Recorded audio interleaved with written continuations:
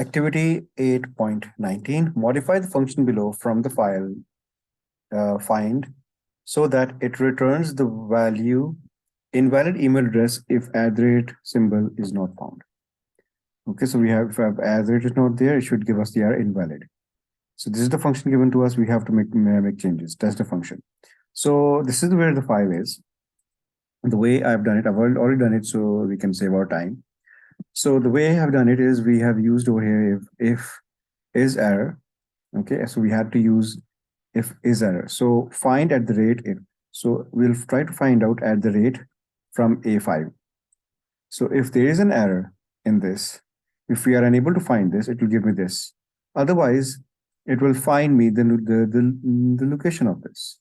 So in case, for example, if I do not add @, so you can see it gives me this, because it is error is helping me to find an error. So if there is an error, it will give me this message. This is the way this was supposed to be done. So secondly, the really good functions mentioned over here. For example, is text, is number, is non-text, is error. Okay. Is text returns true if a value is text. Is number returns true if the value is number. Is non-text returns true if value is not text. Is error returns true if a cell contains an error. Okay, so, and what else was good over here?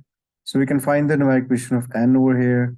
Okay, this was also a good example.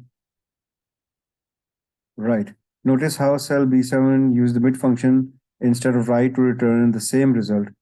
Can explain this. So, okay, this is how it's done. So